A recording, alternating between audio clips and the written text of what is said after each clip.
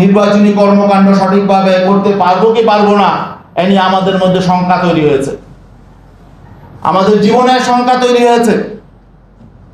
আজকে এই সমস্ত অপরাধীরা যেভাবে বেপরোয়াভাবে অপরাধ কর্মকাণ্ড চালাচ্ছে, অপরাধীদের হাতে যে সমস্ত মারণাস্ত্র চলে গেছে এগুলো উদ্ধার হতে হবে। যে অস্ত্র দিয়ে আজকে ছিনতাই হচ্ছে, মানুষ খুন হচ্ছে, এগুলো রাজনৈতিকভাবে ব্যবহার হবে। এই অপরাধীদেরকে যারা কালো টাকার মালিক, যারা চাঁদাবাজি করে কোটি কোটি টাকা কামাই করেছে, তারা নির্বাচনে ইনভেস্ট করবে। আমরা এই আশঙ্কায় শঙ্কিত।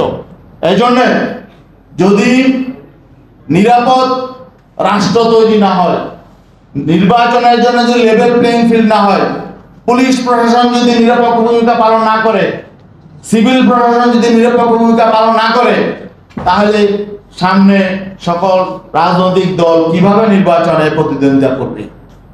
আমরা এই বিষয়টিও সরকারের প্রতি, প্রশাসনের প্রতি আমরা এই বিষয়টি দৃষ্টি আকর্ষণ করছি যে এই নিরাপদ ব্যবস্থা তৈরি করতে হবে। আর্মি দেশে আছে, ম্যাজিস্ট্রেসি পাওয়ার নিয়ে আছে, কিন্তু আমরা দেখতে পাচ্ছি আসলে এই আর্মি মাঠে থাকার পরেও অপরাধীদের দৌরাত্ম্য এত বাড়লো কেন? তাহলে আমরা আমাদের পরবর্তী আর কি পদক্ষেপ আমরা নেব? এক্সট্রিম মশার কয়েল প্ল্যান্ট ফাইবার দিয়ে তৈরি, তাই সহজে ভাঙে না, সুগন্ধিযুক্ত ও নিরবিচ্ছিন্নভাবে জ্বলে। ডেঙ্গু, চিকুনগুনিয়া বাহি সহ যে কোনো মশার বিরুদ্ধে দেয় এক্সট্রিম সুরক্ষা। এই জন্য আমার মনে হয় যে সকল বাহিনী মিলে সমন্বিত উদ্যোগ নিয়ে এবং যথাযথ ভাবে এইসব রাষ্ট্রের অপরাধীদেরকে নিয়ন্ত্রণ করা দরকার। আর অপরাধীদের শুধু গ্রেফতার করলে চলবে না। এই যে যাদের বিরুদ্ধে 8টা 10টা 15টা মামলা, এরা কিভাবে বেরিয়ে আসলো, বেরিয়ে এসে আবার খুন করলো, এরা এখন আবার সাংবাদিকদেরকে হুমকি দিচ্ছে তারা পুলিশ কাস্টডিতে থেকে। এগুলো তো আতঙ্কের বিষয়। তার মানে কি, এখন এই যে বিচার ব্যবস্থা, এখানে দেখা যায় যে কোনো বিচার নাই, কিন্তু আপনার সবগুলো আদালত শুধু মামলা কি শুনানি করে, কি বলে এটাকে, জামিন শুনানি করে, শুধু জামিন শুনানি। কারণ সেখানে সকলের ইন্টারেস্ট আছে, সবগুলো আদালত জামিন শুনানি হয়।